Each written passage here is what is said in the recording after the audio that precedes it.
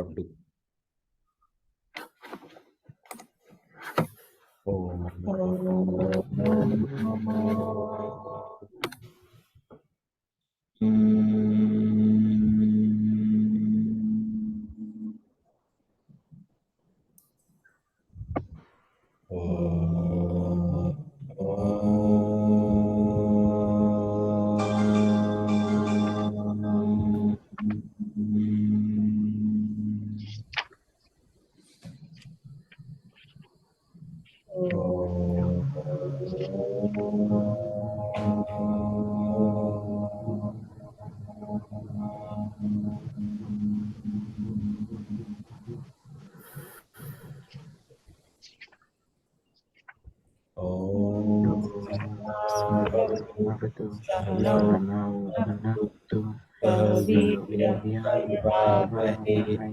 तेजस्विनावधीतमस्तु मा विद्विषावहै। ओम शांति शांति शांति। ओम सदाशिवसमारम्भां शंकराचार्यमध्यमाम् अस्मदाचार्यपर्यन्तां वन्दे गुरुपरम्पराम्। ओम गुरुर्ब्रह्मा गुरुर्विष्णुः गुरुर्देवो महेश्वरः गुरु साक्षात् परं ब्रह्म तस्मै श्री गुरवे नमः। ओम सरस्वती नमस्तुभ्यं वरदे कामरूपिणी विद्यारम्भं करिष्यामि सिद्धिर्भवतु मे सदा। कार्पण्यदोषोपहतः स्वभावः पृच्छामि त्वां धर्मसम्मूढचेताः यश्श्रेयस्यान्निश्चितं ब्रूहि तन्मे शिष्यस्तेऽहं शाधीमां त्वां प्रपन्नम्। ॐ वाङ्मे मनसि प्रतिष्ठिता मनो मे वाचि प्रतिष्ठितम् आविर्भावैर्मयेधि वेदस्य महाणिस्तः श्रुतं नेमा प्रहासिः अनेन अधीतेन अहोरात्रां सन्ददामि ऋतं वदिष्यामि सत्यं वदिष्यामि तन्मावतु तद्वक्तारम् अवतु अवतु मामवतु वक्तारम् अवतु वक्तारम्। ओम शांति शांति शांतिः। ओम भद्रं कर्णेभिः शृणुयाम देवाः भद्रं पश्येम अक्षभिर्यजत्राः स्थिरैरङ्गे स्तुष्टुवाग्वं स्वस्तिनोभिः व्यशेम देवहितं यदायुः स्वस्ति न इन्द्रो वृद्धश्रवाः स्वस्ति न पूषा विश्ववेदाः स्वस्ति नस्तार्क्ष्यो अरिष्टनेमिः स्वस्ति नो बृहस्पतिर्दधातु। ओम शांति शांति शांतिः। ओम अहं वृक्षस्य रेरिव कीर्तिपृष्ठं गिरेरिव ऊर्ध्वो पवित्रो वाजिनीव स्वमृतम् अस्मि द्रविणग्वं सवर्चसं सुमेधा अमृतोक्षितः इति त्रिशङ्कुर्वेदानुवचनम्। ओम शांति शांति शांतिः। Narayan, Narayan, everyone. All right. Narayan, Narayan. Narayan, Narayan. Okay, so we're on chapter 10. We started chapter 10 last week, and we discussed the main topics for chapter 10. The main aspects that we will cover are one is that there is a reiteration of the Purushottam, of the Lord, and of his power as being the underlying factor for everything under the sun, right? So it's the substratum of the world. Then there is a discussion around the dilemma which is between the dualities of good and bad. So we will be looking at that as well. And finally, as with every chapter, he will talk to us about what is the reward for the devotion to the Bhagwanji. Right. So what is the reward that you get out of it? And he's going to very clearly tell us the ways in which he expresses himself in a different way. Right. So continuing chapter 7, chapter 8, chapter 9 thus far, he's been telling us how to see him in the world, right? So this is going to be another way, another type of his expression in this world. So we know that there are two different types of expression of Brahman, right? There's an unmanifest aspect and there's a manifest aspect. So we're going to now see how he manifests himself, right? Now, why are these expressions important? Why is he spending so much time telling us how to find him in this world? Why are these expressions important? So these expressions are important because we and Arjuna who represents us, is a man of this world, right? So our intellect is very mood. We are at a very gross level, right? We're not that subtle. And so we need tangible ways of being able to look and feel, right? Our senses need to be able to look, feel, touch, right?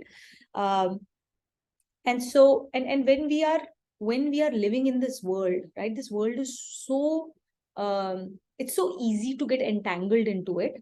When we get entangled into it, we get blinded by it.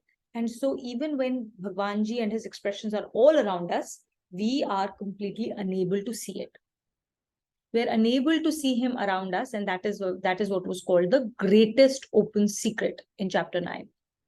We are so what is required to be able to see him? What is required? What is required is Vivek and Vairagya, which are the two children of Bhakti. Vivek and Vairagya, wisdom. Vivek is wisdom. Wisdom of what? Wisdom to discern between what is true and what is untrue. And Vairagya is a detachment, a sense of dispassion. Okay, so we need these two things. Only then our intellect becomes subtler and subtler to be able to realize the difference between the truth and the untruth. Okay, so once we do that, then we are able to see it. So like in last class, we had given the example of electricity, right? If you are trying to understand electricity, looking at a wire through which it flows or looking at the electric socket does not really help us understand what electricity is, or trying to understand electricity through physical through by reading about it or by looking at what do you call it looking at energy equations and all. It does not really give us a good sense of what electricity is. It is not tangible enough. But the moment you see the work of electricity, you see the expression of electricity in the form of a, when it lights up a lamp or when it powers up a motor, when it, whenever we see some of those things, we immediately start to understand the usefulness. We start to understand what it really can do, right? So expressions are important for us, which is why he's spending all of this time helping us see him, find him in the world around us. We are all on the path of Karma Yoga, right? Karma Yoga, which means that we have to always interact in this world. We can't run away from this world. We have to do our duties. And that is why, while we live in this world, how are we going to find ourselves anchoring in him? How are we going to anchor? The only way to do our duty and to still find a way outside of this, get that escape velocity to get out of this world's Maya, is to keep our mind anchored in him. Senses in the world, limbs in the world, doing the actions in the world, but with mind and heart anchored in him, intellect and mind anchored in him. The only way to do that is wherever you see, whatever you do, whatever you interact with, you're able to find Bhagwanji in it and only act for Bhagwanji in that VVGP. Right? And even in this Bhakti Yoga, where he has not started talking about Bhakti at all. Right? Chapter 10, out of 6 chapters, we are on 4th chapter of Bhakti Shatak, and he hasn't talked about Bhakti at all. Why is that so? Because Bhakti has to culminate into Gyan, and Gyan leads to Bhakti. Gyan without Bhakti leads to ego, and Bhakti without Gyan causes ritualistic Rudhivad. You just become ritualistic, you become, blinded, and you become very closed to the world. Okay, you become close to Gyan. So they always have to go together. So what is he attempting to do? He's attempting to show us his magnanimity. He's attempting to show us who he really is, what his real power is. Once you really, really understand it, it causes a dissolution of our ego. When the ego dissolves, automatically our bhakti comes. You revere the power that is actually doing everything around us. Okay. So the whole idea is to increase our gyan, get to that point where through our own senses, we can move from believing to knowing. He's attempting to take us from believing to knowing. Once you know it, there is no escaping. Your bhakti will develop by itself. Okay. Another interesting thing that you will notice in here is that he's going to bring his vibhutis out. What is vibhuti? Vibhuti is a talent. Right? The talent that Bhagwanji has given to all of us, with which we interact in this world. Before we go there. Okay. So, just to add to what Tuina said before we get into Vibhutis. So, there are three levels of our own understanding of Bhagwanji or Ishwar, right? The very first level of understanding is that he created the world. Separate entity, someone out there who created the world and who's managing everything, right? That is the first level that we understand. The second is he manifests the world. That he still brings out the world in some creation and he's managing it. And the third level is he appears as the world. That means it's like that analogy of that snake and the rope. In the shed, there is a piece of rope in the dark that may very well look like a snake. And because it looks like a snake, you feel scared. You're thinking all these thoughts, all these emotions that come up, all these experiences that come up, just because you think it's a snake. But in reality, when the light comes on, all along it was a rope. And that's the same thing with Bhagwanji as he appears as the world. So Bhagwanji actually is everywhere. We are just seeing the snake. We're not seeing the God. Right? So when you reach that level of bhakti, you start seeing Bhagwanji everywhere because he starts appearing everywhere in the world. And connecting to what Tuina was about to say, we're now going from gross to subtle to find how he manifests within us. Right? We've talked about finding Bhagwanji around us. Right? We've talked about finding Bhagwanji in Sansar. Now he's going a level subtler, where he's going to talk about how he manifests and how he exists within us and gives us very core essence to who we are. And that also comes from him. It doesn't come from us. So now Tuina will explain Vibhutis. So Vibhutis are basically talents, right? Talents that we all possess. And in this chapter, he will, starting with qualities, he will eventually enumerate everything that is the best in its class, right? The most fantastic expression of a quality and or particular class of talents that he's talking about, right? So he's going to talk about everything that is the best. Does that mean that he only manifests as the best out there? That's not true, right? The reason he's doing it is because, again, it is because of us, of where we are in our journey, right? We are at a journey where we are not impressed. We're at a very gross level, right? And so to get impressed, first we need what? We need tangible expressions, which is why we're talking about expressions. Second, we need spectacular expressions. It's when stuff becomes spectacular that we are, oh my God, we are like, oh, okay, now I see something. I'm waking up now and I want to see what's going on. If it's not spectacular, most of us don't don't even notice it in the mundanity of our lives, right? So we will find it spectacular to see Himalayas. We'll find it spectacular to see Niagara Falls. We'll find it spectacular to see any of these amazing wonders, right? You see Grand Canyons, that evokes wonder, that evokes like, oh, wow, kind of a feeling, right? Otherwise, on everyday life, you see a small mound of earth you don't get as excited about it. You see a small mountain when you're crossing by, you don't get that excited about it. Yeah, another mountain, right? So to be able to reach out to us, he is talking about these spectacular expressions of himself, okay, to impress even the dullest amongst us.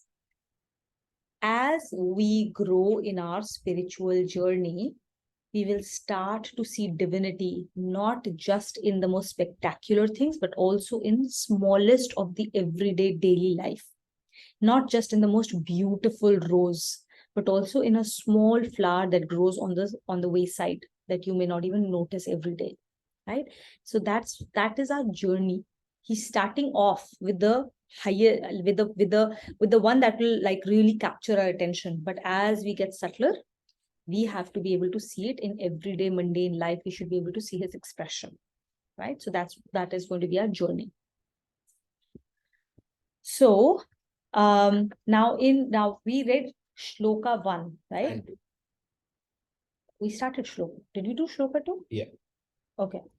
So in shloka 2, what did we really talk about, right? He says that only he alone. Did we really do shloka 2? No, we didn't. Yeah, we did. Just one. Yeah, we started off and then we said we will not. We talked about the other stuff. Yeah. Okay. So I think now, why is Ishwar, why is God, why is the Lord invisible? Why is he unknown to our senses and to other beings in this universe? That is going to get discussed in shloka 2. So we'll start with that. Okay. Bhagyashri, will you read with us? Yeah. It can be asked whether anyone else is also capable of narrating his sublimity. Clarifying this, the Lord says, Anyone else is also capable of narrating his sublimities. So the question is, who is capable of narrating his sublimities?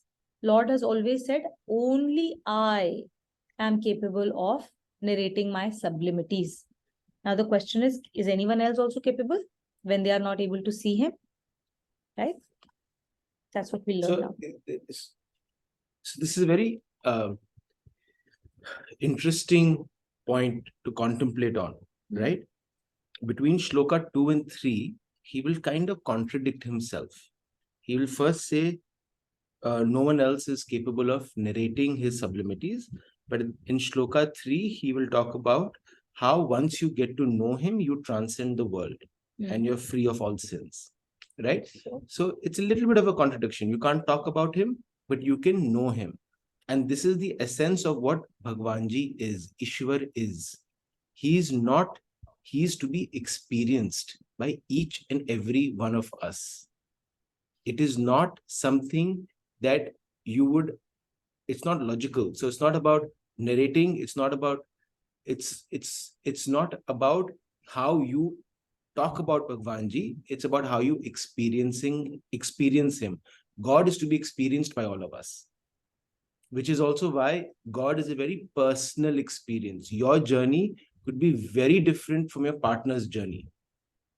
Both of you were living in the same house, can have the same understanding of God, can talk to each other about God, but your experience of Bhagwanji would be very different.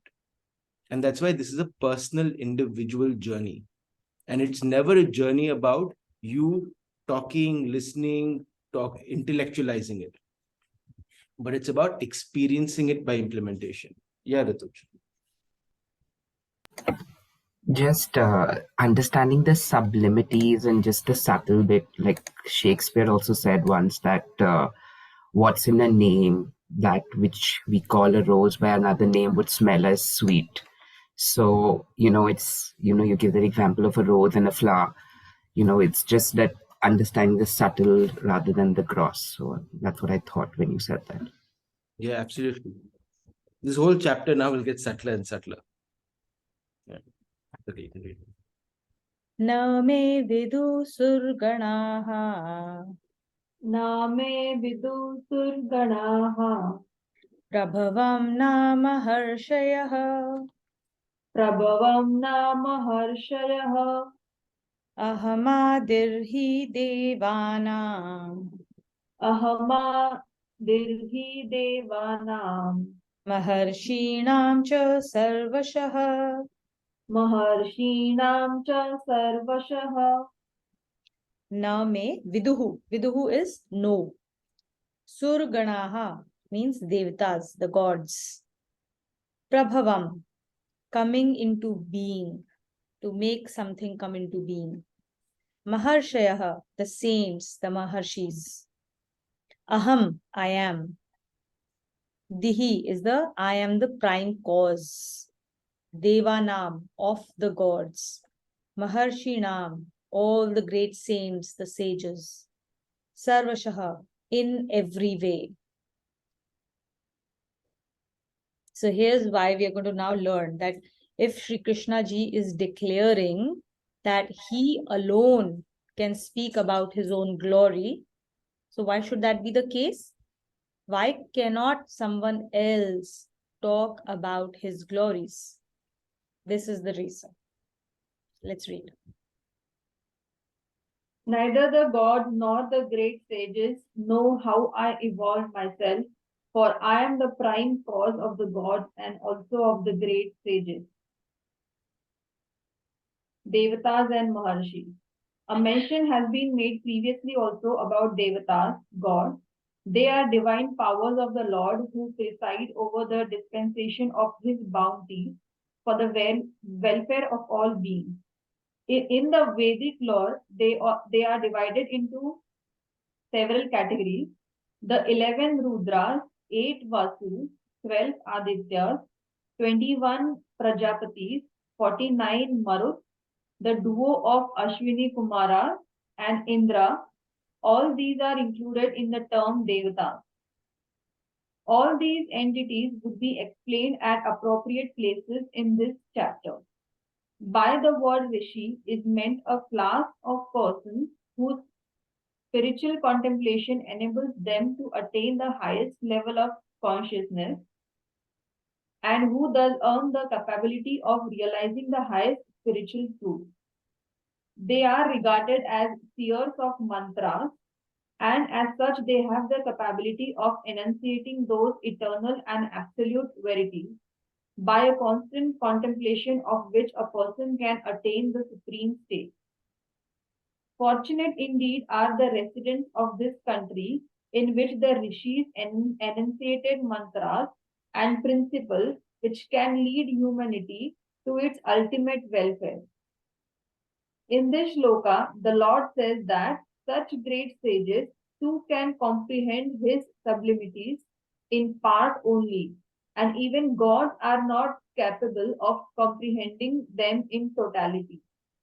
The reason is that they themselves owe their origin to him. This is why they cannot comprehend his sublimities fully. Can you say something? So the only analogy that I have here is just like it's like a father and a son, right? A father is aware of the birth of the son, right? And aware of his entire life and his being. But as the son grows up, he can get to know the father. He'll never know the birth of the father. He will never know the childhood of that father. He will never know the subtleties that have made up the father to be who he is. They can guess, they can extrapolate, but they can never really fully know. And that is the only analogy that I can think of when it comes to this particular shloka, that we can never fully know. We can experience it, or we can get a sense of it, but we'll never fully know enough to narrate it. Good example. Okay. So what is Bhagwanji saying here? He's telling us that he is the Adi principle. He is the first principle. He is the primal cause. He is the efficient cause behind everything.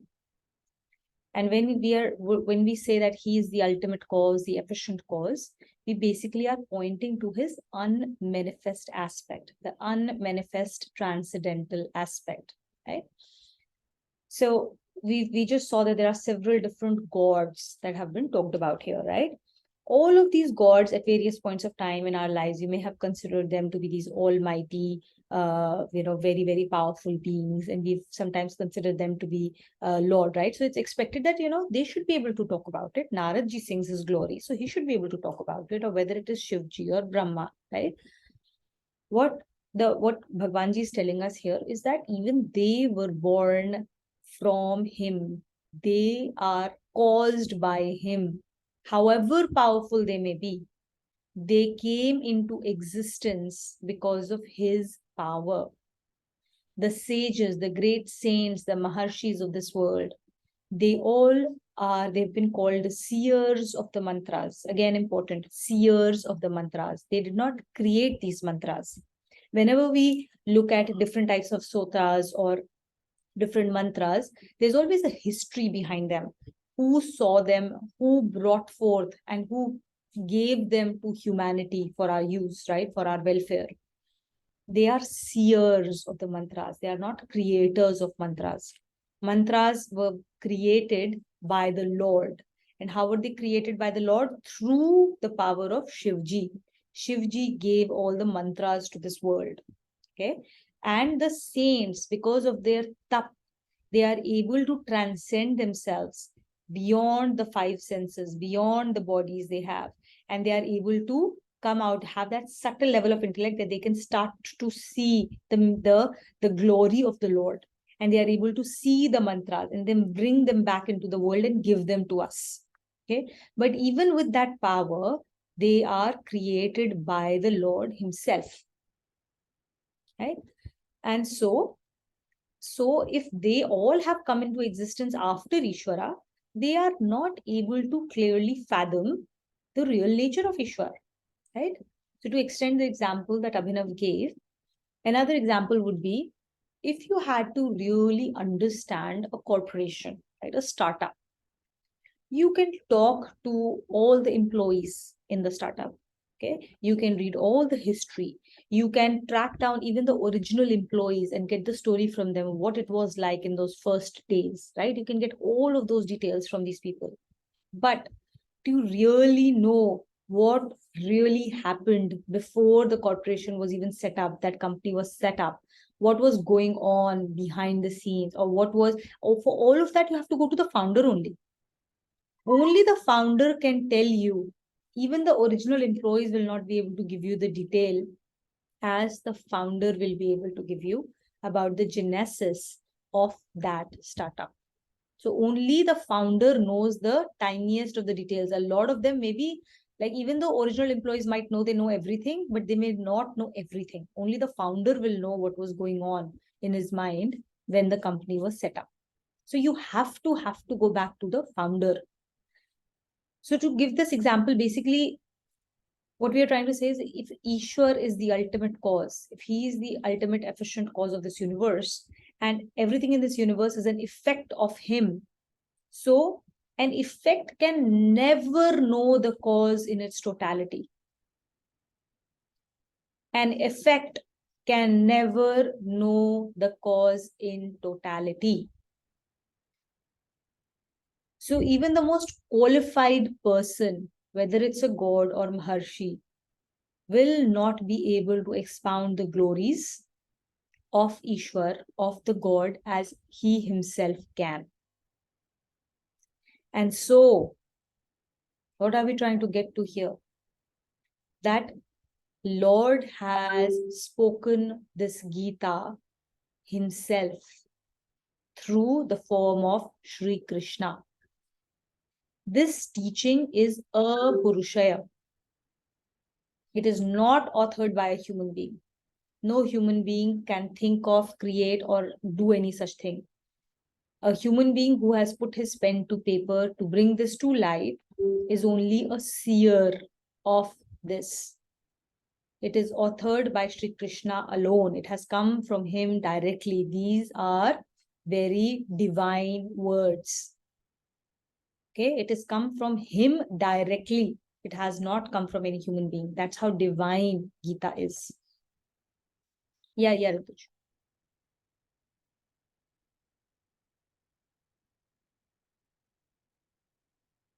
Just to add on to the example that Abhinav gave about a father knowing about his son, in another degree, like, I guess degrees vary, but a mother could even share a lot more about how the baby was as a fetus inside her, and, how that part of it, so that she's only privy to and not the father. So, the degrees vary, and, there is always that aspect of that what about the Genesis, and I think that also can be add on to that, I guess.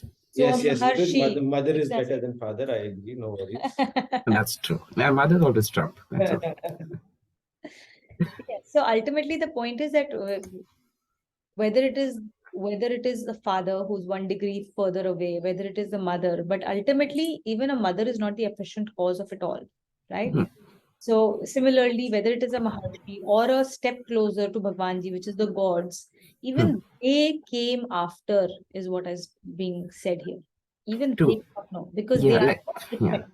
right? Like, that's why they say that in a way that, everything is a discovery, nothing is really an invention, because everything is derived in some way or the other. Even if you feel that this is an innovative idea, it's actually derived by something. So the only innovation is the creator, which is God, and everything else is just derived in secondhand knowledge. So I think that is also one thing.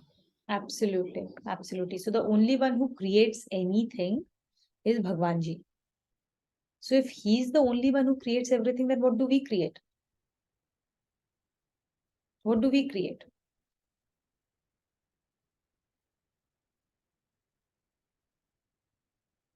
Anyone?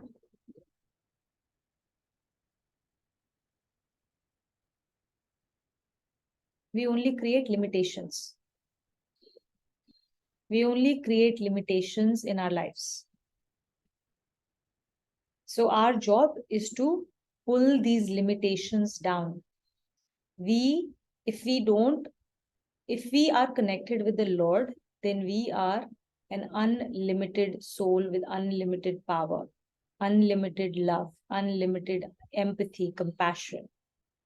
And when our ego comes in, ego is limiting in itself. The only thing it does is adds limitations to our lives of all kinds. Who we can love, who we cannot love, who we can work with, who we cannot work with, who we want to be with, who we don't want to be with, where I can live, where I cannot live, what I can eat, what I cannot eat, what I like, what I don't like. We only create limitations.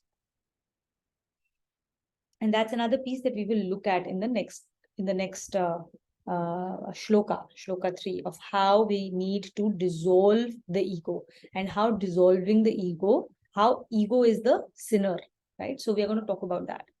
So going back to Bhagwanji, so going back to understanding the significance of the book we hold in our hands, the words that we listen to in the satsang, these come directly from Bhagwanji himself, okay, and no one else.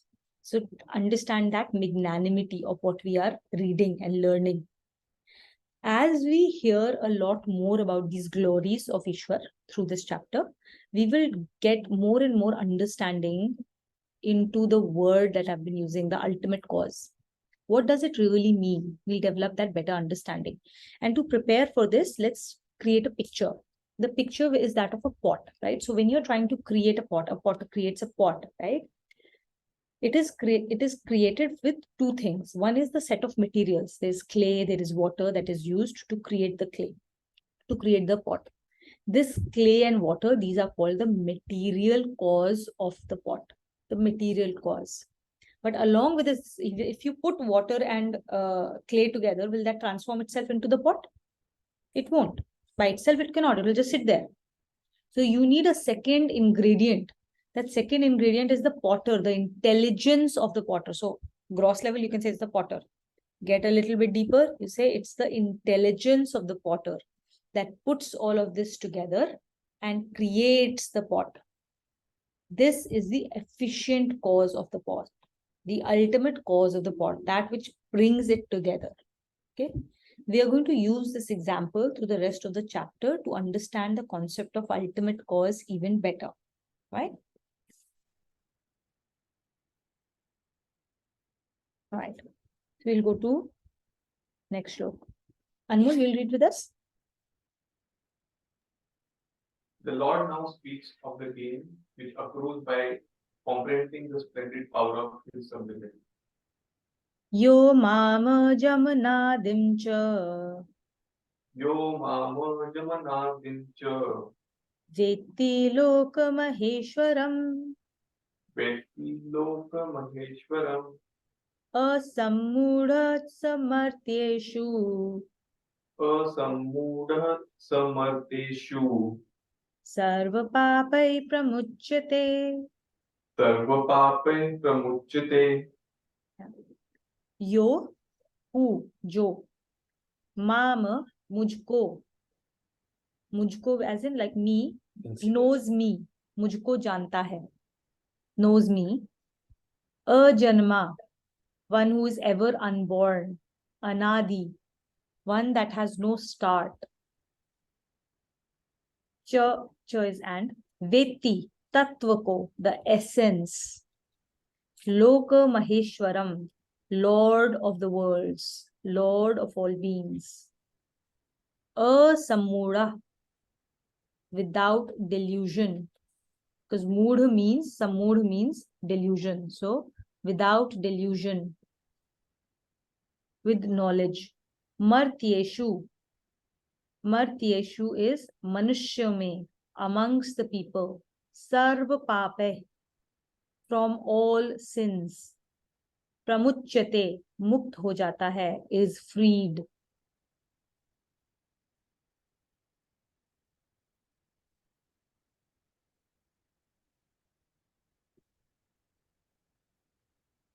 One who knows me as transcending the phenomenon of birth and as being eternal and the supreme Lord of all the worlds is undiluted amongst mortals, and such a one is freed of all sins.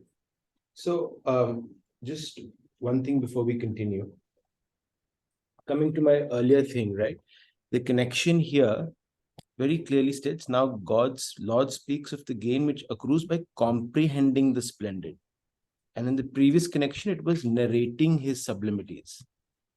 And the difference that we have to understand here is whenever we experience something, the moment we try and bring it out in words, it is already diluted. The choice of words I would use to express the same experience versus Tuhina expressing that same experience, the whole choice of words, sentences, maybe even the experience is completely different, how we frame it. I mean, words itself are a limiting thing, right? So you limit something, and it's limited based on your own biases and conditioning and delusion and knowledge. And by the use of the tool itself. The tool itself is limiting. The moment you use a certain tool which is limited to describe what is limitless, there's no way that you can describe it, right? Which is why it's very hard for all of us to talk about God, understand, explain, and then even try and convince somebody else.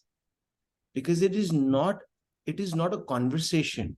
Right. God doesn't exist in a conversation. He exists in an experience. And the comprehension we have to do is comprehending our experience of him. And that starts with first having belief that there is God and I want to experience God. And then your mind will start becoming aware of his experience within you. Right? Right now, we cannot experience him, or we have limited experiences because of our delusion. We do experience him, but in limited ways, right? Like, and that delusion is, and then it goes away. And that delusion is the ego, the attachment. That I control, I create. If I don't do it, then who will do it? Not realizing the fact that our entire life has not been chosen, or like we've not chosen our gender. Forget everything else. You may control and choose the chair that you want in your room. That also, people will argue, gunas have played a very strong role in it. We'll cover that in chapter 13. But when you've not even controlled the significant aspects of your life experience, we are now getting deluded to controlling the very small elements and saying, no, we are the ones who are doing it. That delusion comes from ego. and attachment. And that is what we need to break to be able to start experiencing Bhagwanji. And that is our entire journey, our experience of Bhagwanji, not our partners, not our child's, not anybody else's, our experience. That's it. Now you may continue. Freedom from all sins by knowing his essential nature. In the first line of this shloka, the Lord says that it is easy for everyone to comprehend that he is the creator and controller of all the worlds. The second point about the Lord is that he is eternal and he is the only entity having a real existence. Sometimes a question arises in the mind. Why is he not visible? The reason is that human eyes have a slight sight limited only to external objects. The center of existence of a human being who gives sight to human eyes cannot be the object of human vision. But turning the eyes away from the diversity of the world for a few moments enables a person to delve into the innermost consciousness through meditation. This gives a glimpse of divine vision. The third point is that the Lord transcends the phenomenon of birth. It is the body of a being which is born and which is visible for some time and which again passes into nothingness. Dust thou art, and unto dust shalt thou return. Sorry, go on. But the Lord is not subject to this phenomena of birth and death. The consequence of knowing the Lord as being eternal, ever unborn, and the Lord of all the worlds is that such a human being is freed of all sin. One who knows the Lord as such a being can never acquire any demerit. So all three are really powerful points, right? But one thing I just want to highlight again, we've discussed this in the past, is the nature is such that anything temporary, for it to show up, it needs to show up behind a permanent, right? Anything temporary has to show up behind a permanent. And that is the true nature of Bhagwanji, the permanence. The fact that everything we can see, look, eat, do, speak is all essentially temporary means that is not real. That is the unreal, because it is temporary. Real, by definition, would mean permanent, the unborn. And that is Bhagwanji. And he highlights that very clearly, because we're trying to find him with temporary eyes, temporary speech, temporary tongue. We dilute it so much. It is very hard for us to comprehend the permanent. So the only way, and that's again highlighted here, the only way to do it is turn your mind away from senses for a little bit. Right? Even for a little bit, you turn, for the first time, you keep your eyes closed and be silent and go slightly inward, you will hear the turmoil of what exists within us. The number of conversations, the number of desires, the number of insecurities, ichhas to move, like the number of those that will keep rising in and out, then you realize, hey, you actually realize your whole world is inside of you. And when you start exploring that inner world by making your mind sharper, subtler, your intellect subtler to look inside, is where you will find divine vision, which is where you will start experiencing God and His grace.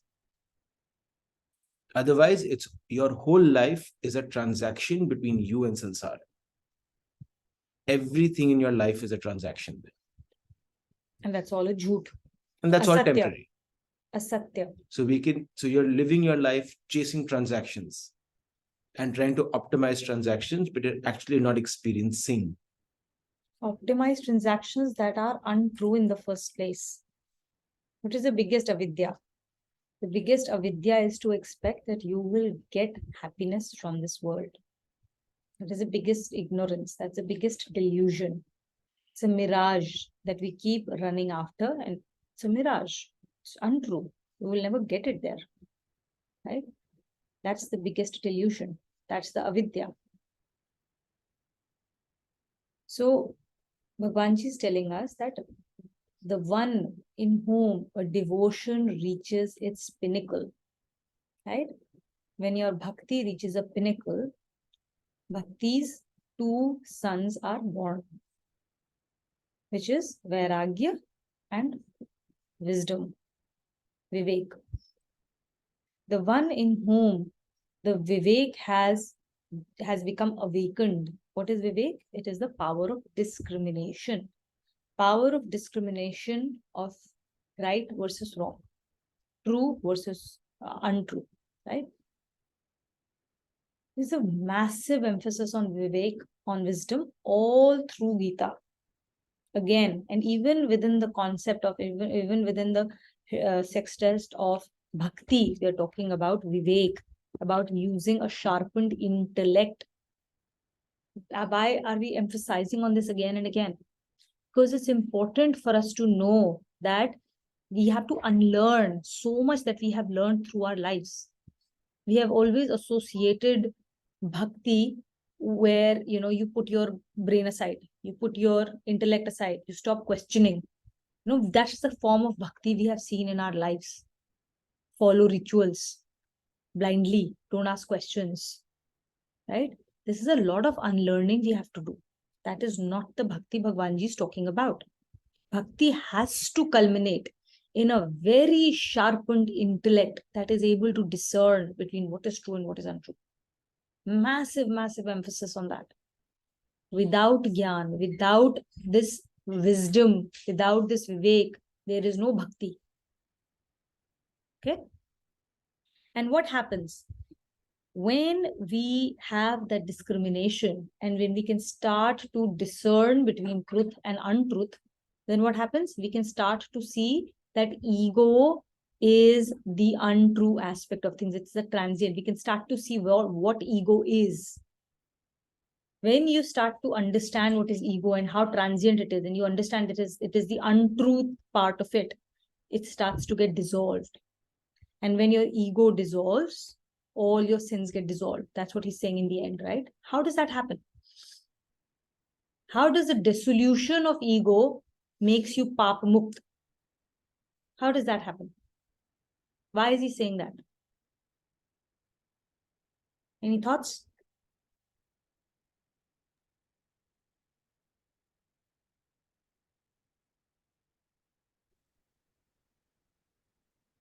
Yeah, Ritesh. I think ego and delusion is like a mirror and smudges on the mirror, or a cup which is dirty. The idea is to see yourself clearly in the mirror. You have to get rid of your egos and delusions to actually introspect, and as you've discussed, that the inner self, and to see who we truly are.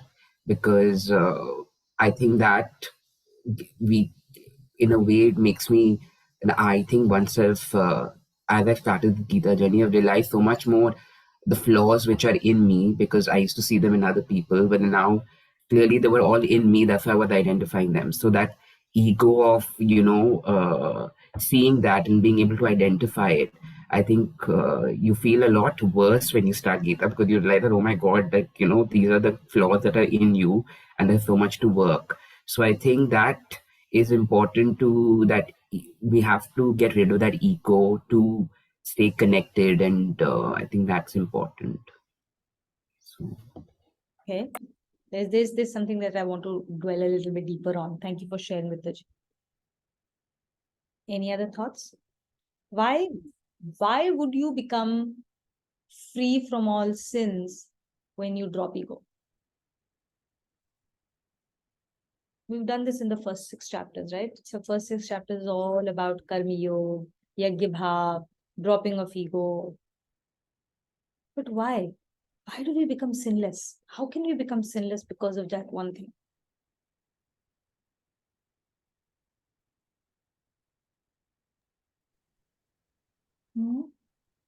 Maybe it's because you get detached from all the results and what to expect. So basically, you detach for everything. and you are seeking true wisdom or spirituality. That's good. That's good. Kakuli, you have something to add? Yeah, like I does not, when we drop our ego, I does not exist. So if there's no I, then like what, like then you do not attach to the sins also. Like you kind of free yourself from all aspects when you drop that. Very good. Very good. I think both of you have got the answer. So to recap this conversation, right? What does ego do? What does ego bring? That ego, that I-ness. What does I-ness bring? It brings a sense of doership. I am doing something, right? That's what it brings. If I am doing something, then the result that comes from it, who will it accrue to? Who will enjoy those? It's the I. Correct? I am doing it, so I am the enjoyer. I am the doer, I am the enjoyer. Right? When we drop this ego, then I'm not doing anything. He is doing everything. If his power is doing everything, then he's the bhokta, not me. There is no I. So I become free from all sins. Nothing will stick to me because there is no me. So you become pap mukt. Then it does not matter whether that person does anything because he's not doing anything at all. Everything is done by the Lord. And so he becomes sinless. Nothing will, there's a shlok that says nothing will lipto to you. Na lipyante. Nothing will stick to you. Which is why in the Gita, people who don't read it correctly, they say, oh, Bhagwanji is encouraging Arjun to fight and kill people. Right? But in reality, when you actually understand the subtlety of it, you realize Arjun has reached a stage where he's not operating from ego. He's just participating in the righteous war with Bhagwanji by his side. And in chapter 1 of Arjun, when we do round 2, inshallah, whenever that happens, you will not then see how big Arjun's ego is and how it gets manifested in chapter 1 and his delusion. Also, the other thing I wanted to highlight, right? Ego ka definition, it's very important for us to understand, because if we don't become aware of it, you will never spot it.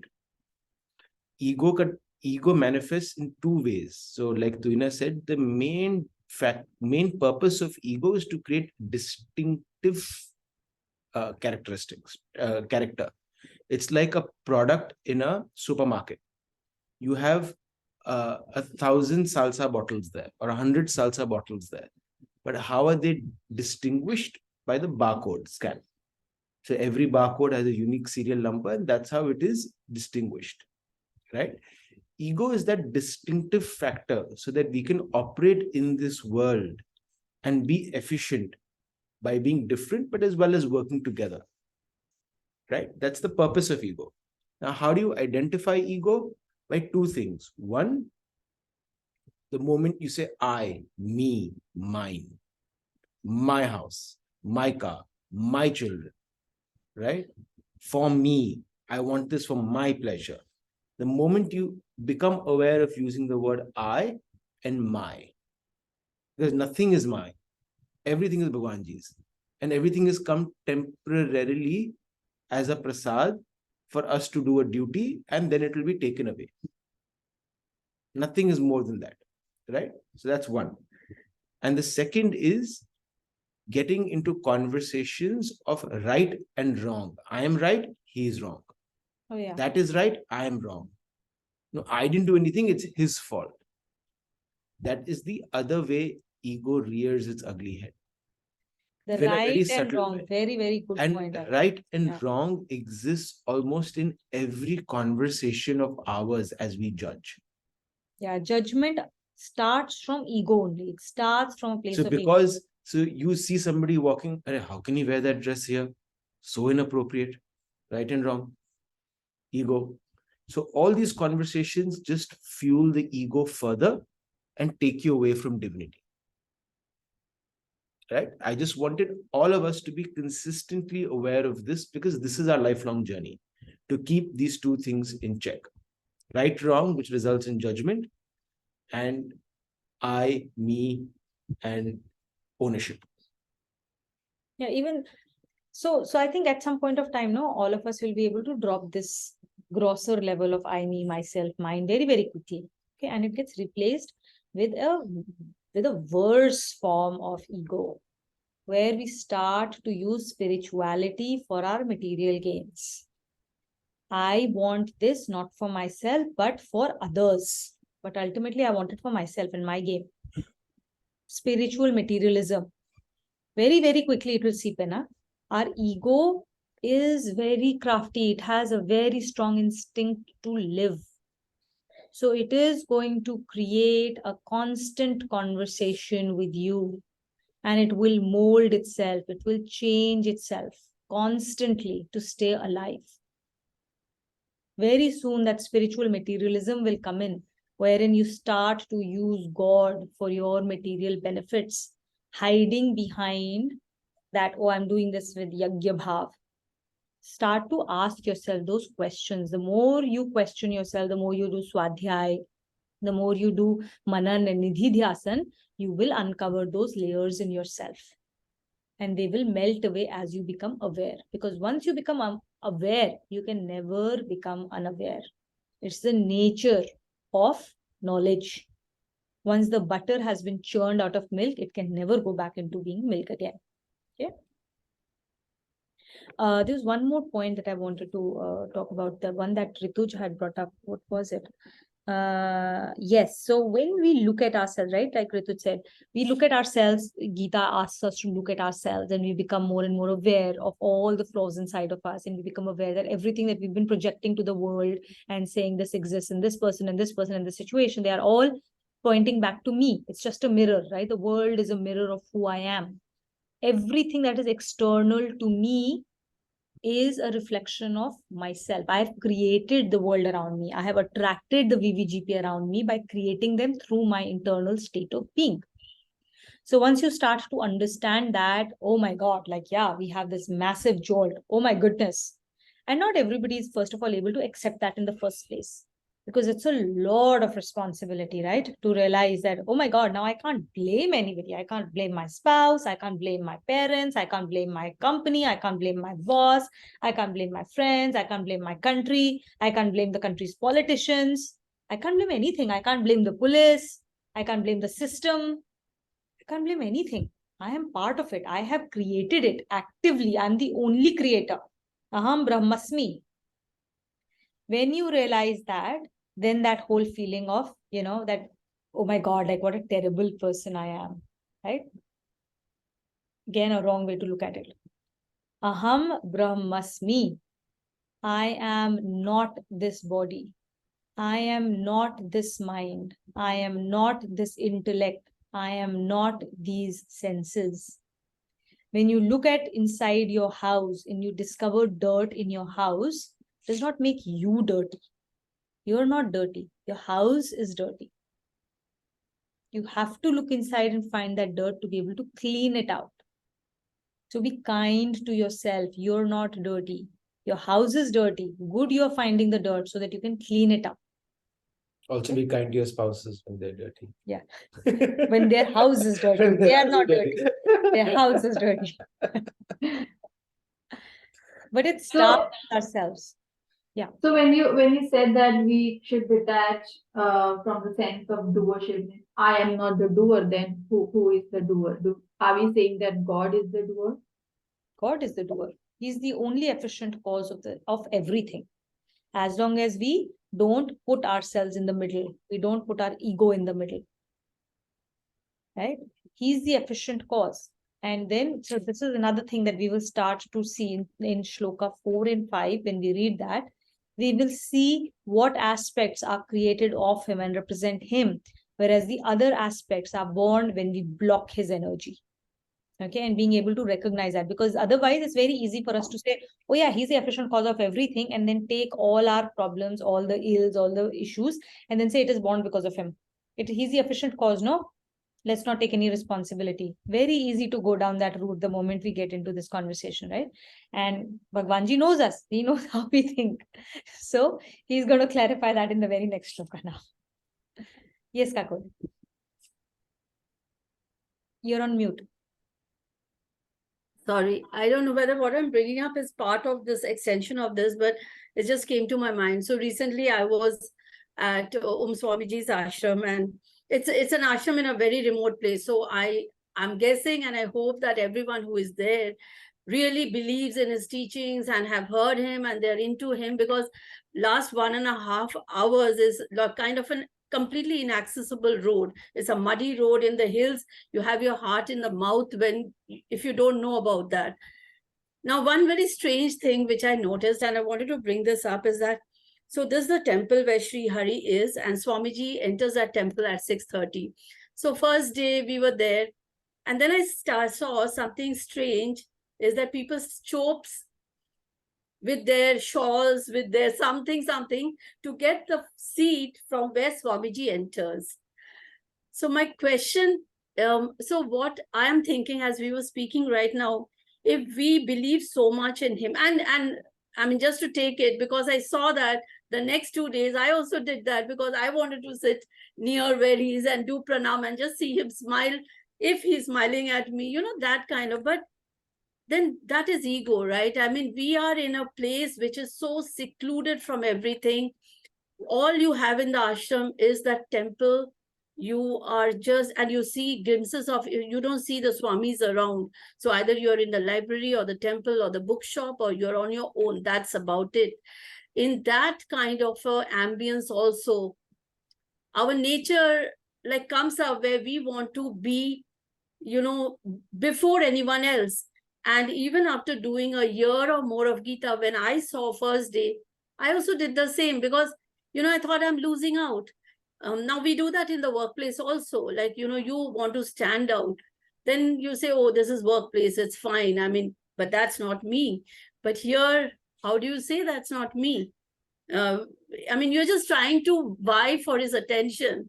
And he has no time for that. That's when I realized, when I went in, I got a 2-minute meeting, and I realized that everything falls through when you're in front of the divine. But other than that, we were all acting the same way. So it's a huge journey, and I'm sure most of them have crossed a lot of journey. They've been there from 2012 and still a decade and still on. So how do you take this situation? Like, or you just believe it's Gita, you always sit at the end and know it's the divine, or you also want to be in front and you put your shawl so that your seat is not taken by anyone else. What a lovely sharing. Yeah. Thank you so much. So very rightly, as you said, right?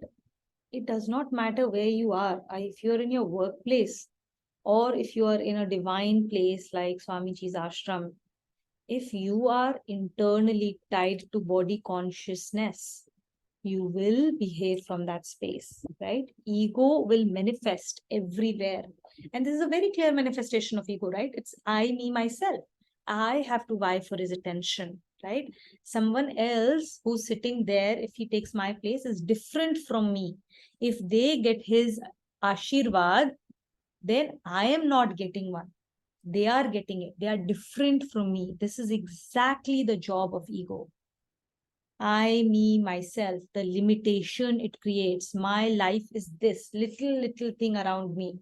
It creates limitation, right? And our entire job is to recognize and become aware of this ego and understand how massively it is limiting our life experience. How massively it takes away from the experience I can have around me, which we need to drop. So it is not about Swamiji's ashram. It is about my work with myself. When I have now going to these places, I'm not saying don't go to these places. It's absolutely fantastic because the energy there is so amazing. When you are in the presence of gurus, you're in the presence of saints, their power, their energy is so palpable. Why do we go to these places? What's the concept, right? At a high level, what's the concept? There is so much tap that they do in a space that environment becomes imbued with a lot of the power of their tap. And when we get in touch with that, because of their grace, because of Bhagwanji's grace, that that tap, we may partake of that tap and help us loosen up our shackles, help us become aware of our limitations, and they help us get over our vasanas, our vrittis. That's the concept.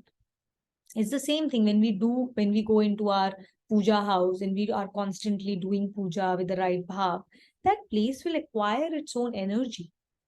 And it's very well understood concept, right? That's why they say you read in a place, you sleep in a place. If you look at any manual where they talk about how to sleep properly, right, and anybody who has had any form of like sleep deprivation or problem with that, doctors will tell you, do not keep your sleep area separate from your work area, separate from your office area or from your TV area, and you do certain types of activities in your sleep area that will help you go to sleep. It creates an energy. Every activity creates an energy of its own. And the moment you enter that space, that energy starts to resonate with you and brings your energy into its octave. That's why we go into these spaces. And hopefully when we go to these places, the energy around it is going to elevate our consciousness. So that when we come back, the important thing is we shouldn't just go there to feel good about ourselves. Bring that teeth back with us.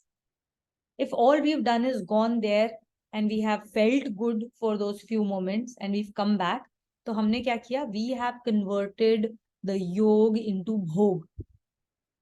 That's it. It's gone. We've closed our connection with God even there, because we have done bhog. We've done entertainment. We've used Bhagwanji and his tap for our entertainment.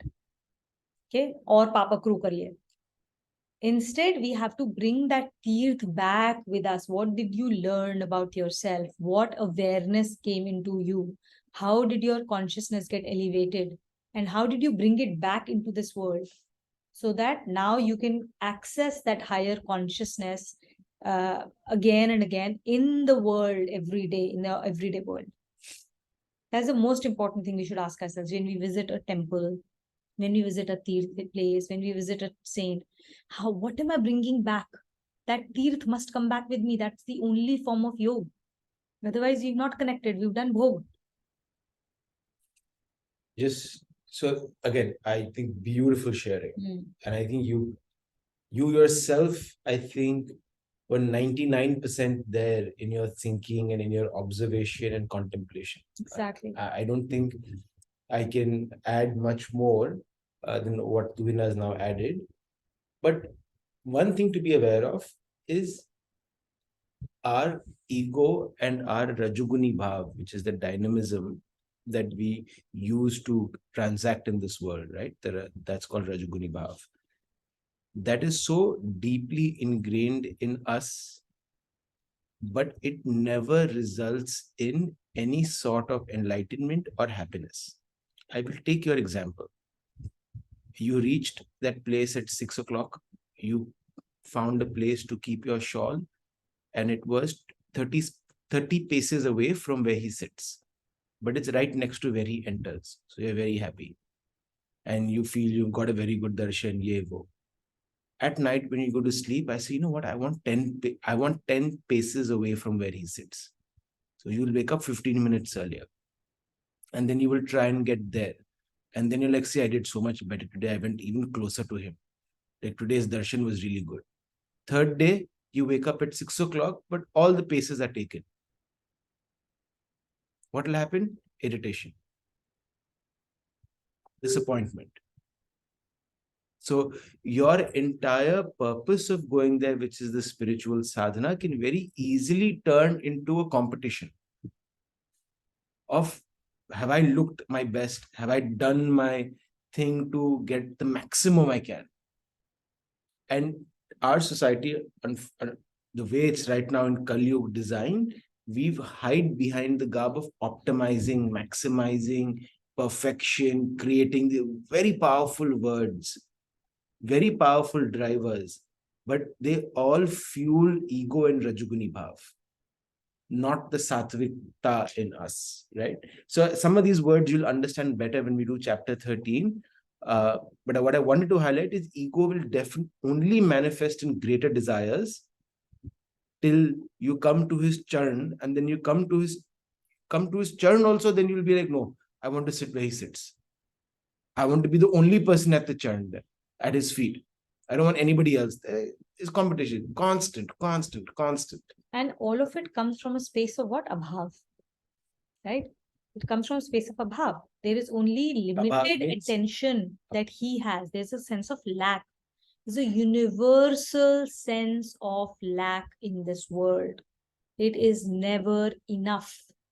And that never enough, that sense of lack, is the one disease in this world.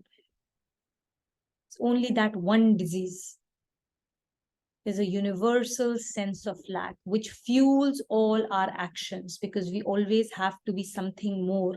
Kuch banna hai. We have to do something. We have to acquire something. We have to get something. We have to be something. Where we are today is never enough and will never be enough, no matter what we do. No matter what we do, there's always something more to be done. And this is where children are different. When children, so I'll give you an example, right? It's crossing my mind. We were in Bombay recently, and a very funny story, but long story short, one of my mother's friends was in the car with my son, and the driver was driving the car. Okay, so my son, bato mein pata nahi, I don't know how, but my son said, the driver, his name is Shivaji. Shivaji said, Vedant, you speak English so well. Can you teach me English while you're in Bombay? So my son said, yeah, I can teach you English, but it will cost you money. Like, you'll have to pay me.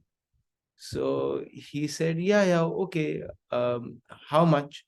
So my mother's friend, Vijay auntie, she said, Vedant, how much money do you want? If you can in 20 days teach Shivaji English, I'm happy to pay.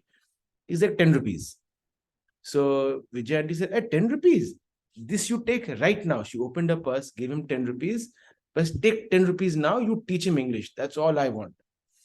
And Vedant was very happy. He got 10 rupees. So, and it was, then a traffic light came. Traffic light with some beggar approached the car. Vedant saw the beggar, the child, and the mother, whatever. He immediately put his window down and he gave his 10 rupees to her.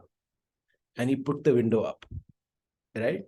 Now, the story goes on for much longer, but just that bhav, that children don't have that abhav. They don't operate from limitations.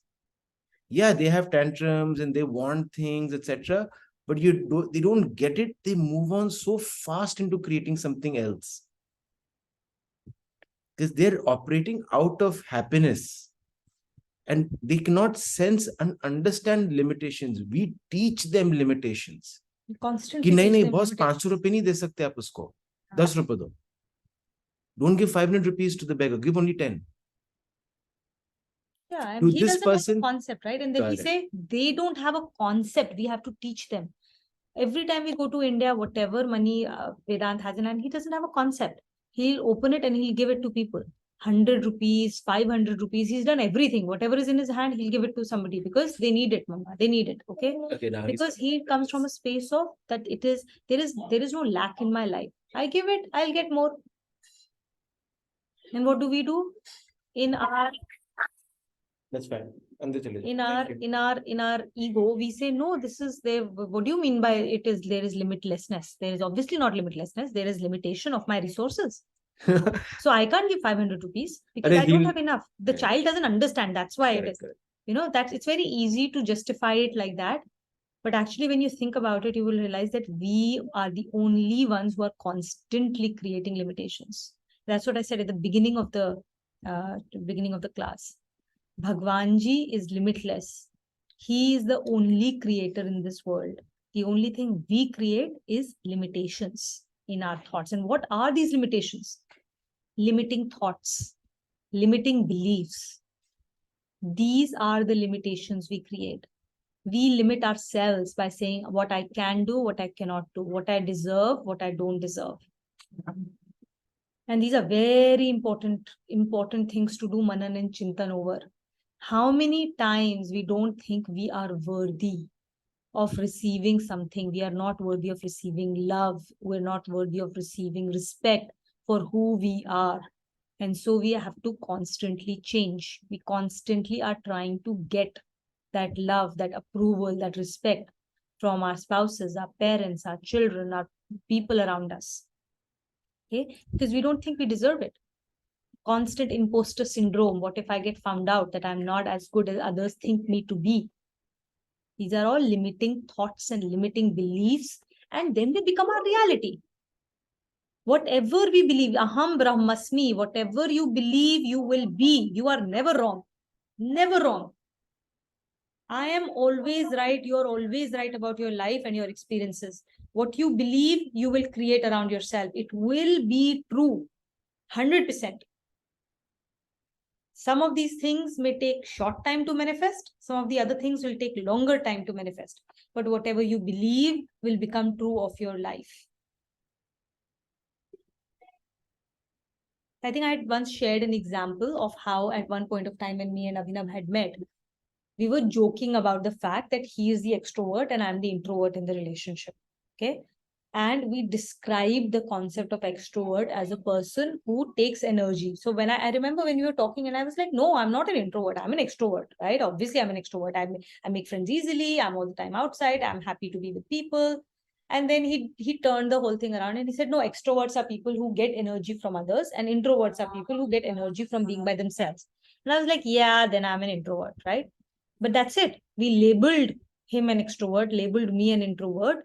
And 6 years down the line, I actually became an introvert. 6, 7 years down the line, I had created that life for myself where I'm like, oh, now I don't want to be with people. I lose energy when I'm with people. All because I created a label for myself and I accepted it as who I am. I created a limitation for myself. But just as I created that limitation for myself, the day I understood it, I said, that's it, done. I don't want this label for myself anymore. I am not this person. I dropped it. I remember last year we had this conversation. I told him that I'm not willing to live with this label for myself at all. I'm dropping it here and now. I don't want you to say this ever to me, even in a joke. And I will never use it lightly. And I don't want anybody to say this to me ever again. And I'm not this person. And I started recreating myself. I said, no, I'm not. I'm an extrovert. I love being with people. I connect very easily with people. I created that story. And you know what? It became so easy for me back to being that person. Within a few months, the change was obvious. Now it doesn't matter. I can host people at my place with a super busy day. I can have an extraordinarily busy Friday. And even then I can host a party at my place on Friday, which I couldn't do before, right? For me, it was like Friday, Saturday, Sunday, out of 3 evenings, there's only one day I can maximum tolerate an outing, a social outing. That's who I had become. To a point now, we can easily have 2 or 3 social engagements, and yet I can manage work, yet I can manage everything just from my changing of my own story, dropping my own limitations that I've self-imposed. So all of our life experiences, what we impose on ourselves and then take it to be truth, as if like it's an eternal truth that the world has imposed on us. And that, oh my God, I'm just such a poor victim. I cannot change it because the world has done this to me. The VVGP has done this to me. My parents, my family, my friends, my school, my country, my politicians, everything we blame. Right? But these are all self-imposed, self-inflicted life. Time to take that power back. Aham brahmasmi. Okay. And it will come from more manan and nididhyasan. Chintan. Very important.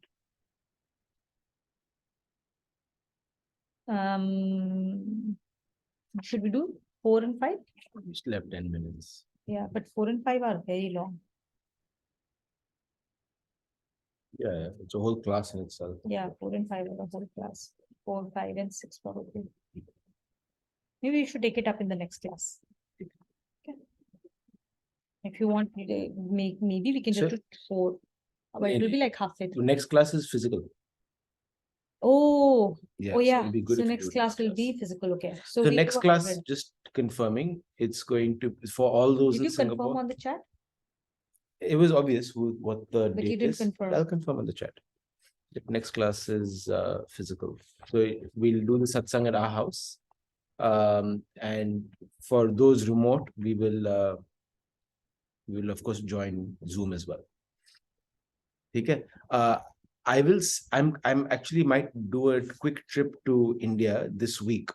So I will start that address sheet. So whoever is in India, I can bring your Gyan Prasad to India and then courier from there directly, right? So if at least for the Indians, if you can do it immediately, that'd be great.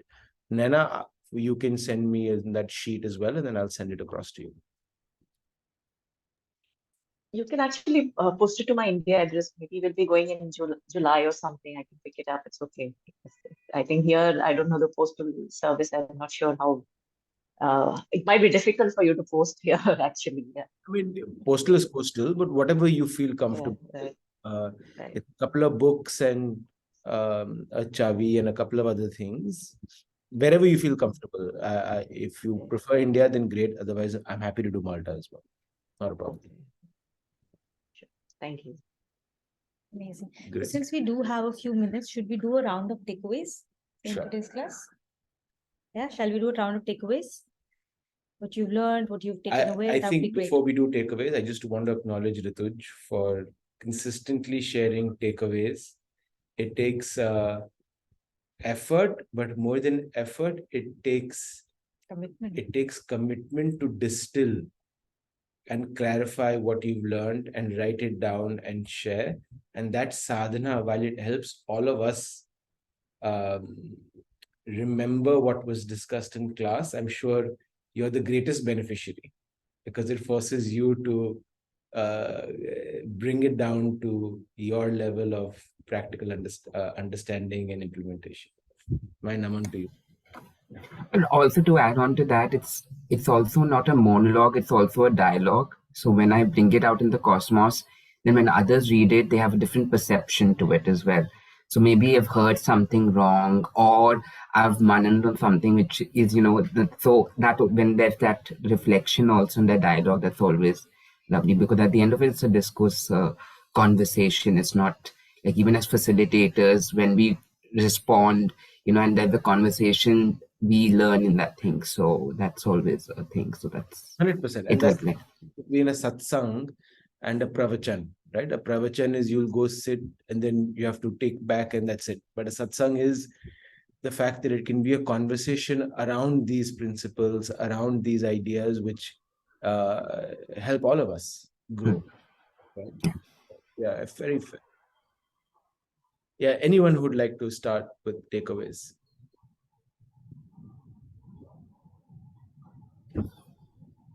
I have a list. So should I start? So the first thing was about the way to see God everywhere is to the wisdom of differentiating between the real and the unreal, and detachment from the results and detachment of the doership and the kartapan that we had discussed. One way to see the subtle, that was one thing. Then how our senses and our limbs should be in the world, while our mind and our heart should be in God. So that whatever I do for God. And then again, that thing of being free from our sins, and then it's not on us, we're doing it for God and we're dedicating the results to God. So that ways of freeing our sins was something I learned as well. Then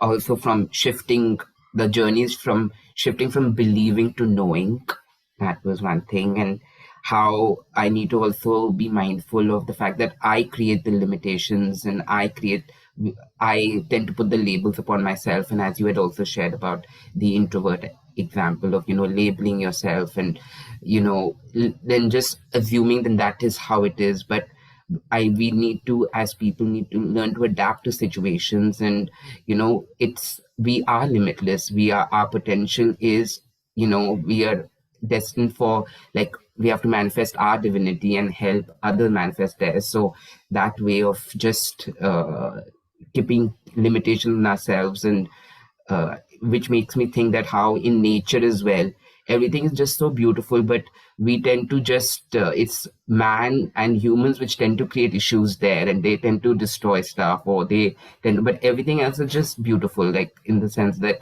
laws are also there, where they're acts are just acts. We just tend to put labels and judgments on it. So that right and wrong thing was something that I thought as well, and how the words of the Gita from God itself and not any human, but it's we have to understand that magnanimity of it and be mindful. I have to be mindful of it, and that God is an experience and not just a conversation topic. And I need to, turn my mind away from the senses of experience to I need to turn my mind away from the senses of my senses to experience my inner self and not be to see within. And last, that getting rid of the doership. So Thank you, Beautiful. Ritesh. Thank you. There's one more thing I want to share, so I'll just get it. Just quickly, I don't know. Anyone else would like to share?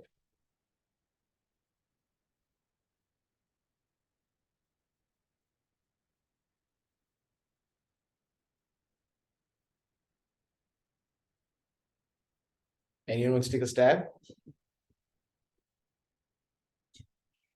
Don't feel shy. There's no right and wrong. We just discussed it.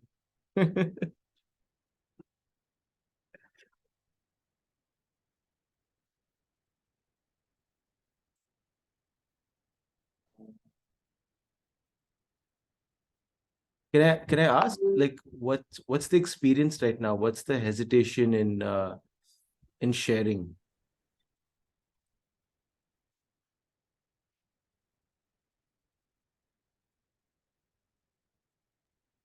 I think I don't think there's any hesitation, but I think it's just that when I've seen this always happening even in work, no one says anything.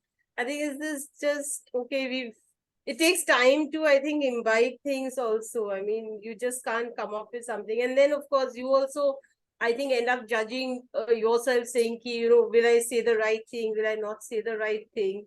So I think it's a mix of emotions, but. I'll take a go at what my has been. I mean both. I mean across any Gita class or the Ramcharitmanas class that we do. I think two things always stand out for me in every class: the fact that somewhere we have to let go of this whole I, me, myself, and believe that it's everything is him. Whatever is happening in our life, whatever we are doing, if you're able to dedicated to him or believe that it's all because of him, all that is happening around us and in us. I think that's the path that one needs to take, and it's a difficult thing because